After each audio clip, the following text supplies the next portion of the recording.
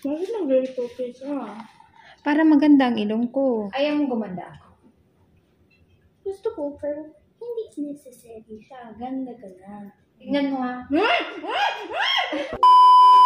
Pa-prank natin si Heart. Pero bago ang yan, dahil meron tayong in-order na barbecue chicken at hindi mo na ako mag-grill sa labas, dito muna tayo sa loob.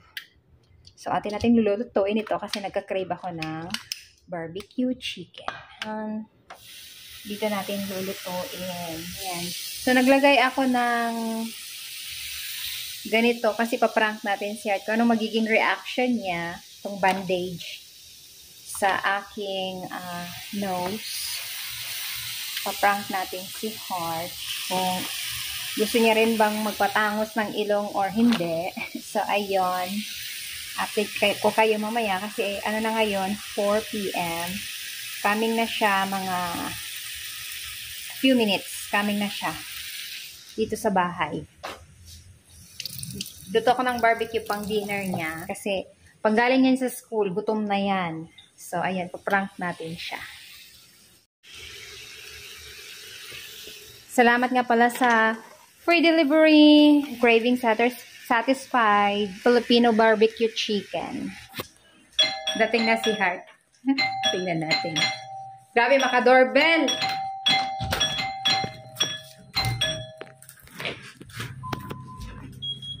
Mario ka. Ouch! I don't want to look at your face. Don't make me laugh because it's hurt my nose. Ano nangyari?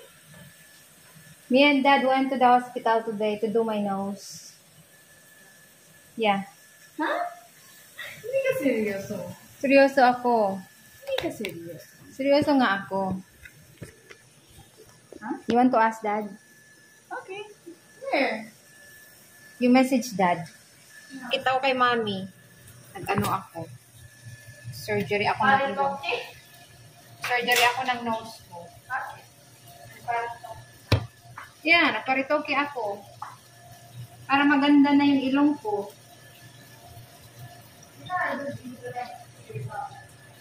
Ano? Hindi daw ako good influence sa daughter ko. Bakit naman hindi ako good influence? Heart, talika dito, Heart. Chicken. Yeah, fried chicken, tofu, organic tofu, seaweeds.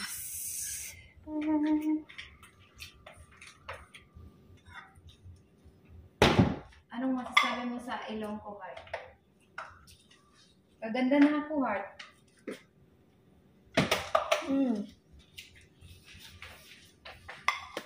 Gaganda na ako. Ayaw mo?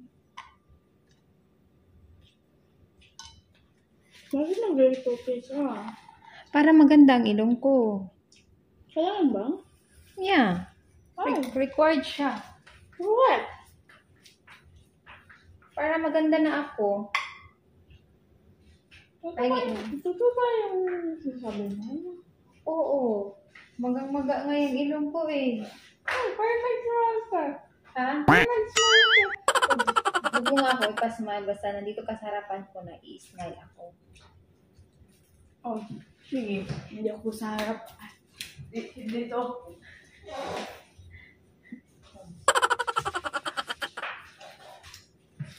Ayaw mo gumanda ako. Gusto ko, pero hindi necessary siya. Ganda ka na. Ayaw mo tumakas ang ilong ko? Yeah. Bakit man? You look like not my mother. You look like not my mother. Gusto mo pangit mama mo? Yes. Oy, sama naman yung anak ko. So I can be pretty. Ikaw yung pretty. Maganda ka naman. Ah, mas maganda si mama. Well, I come from you, so you're pretty too.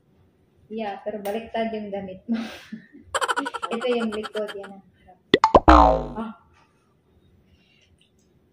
Uso man ngayon na nagpapaganda, nagpaparitoke.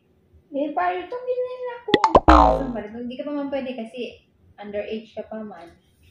Oh, eh di magbili ka ng makeup para sa akin. Gusto mo ng makeup? Makeup. sige, bilhin kita ng makeup.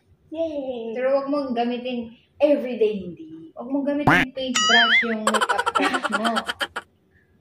Ginagawa mong paintbrush yung makeup brush eh. Hindi kasi wala akong paintbrush. At saka madumi before niya. Alangan, di paintbrush mo na rin yun before mo gamitin sa mukha mo. Ano ba itong batang ito? Hindi ka ma-happy pala pag magparitoke si mama ng face? Excuse me? Hindi ka magiging happy pag nagparitoke si mama? What if something went wrong? You don't have nose anymore. No, maganda yung ilong ko na katangos. Maganyan, maganyan, maganda. Tapos pag mag-smile ako, hindi na mabira yung ilong ko, hindi na siya murag palwa. Yung palwa. Palwa, yung, or luya. Diba? Salamat, Dok, yung ganda ko. Puso mo yun ngayon. So, hindi mo tanggap na ako. Masakit masyado na, kawakan mo nga. Kawakan mo, sige na, nag-ngot-ngot siya. You make me want to puke on your face. Sobrang sakit na. Tanggalin mo nga yung plaster na, madikit sa mukha ako. Hindi ko No. makikita. Sige na. Ako na lang. Tingnan mo ha. Tingnan mo. Tingnan mo, daan-daan ko.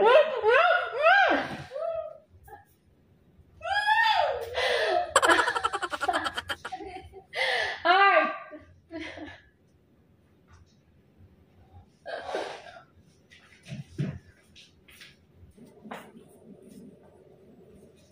Ibalik ko na heart, oh.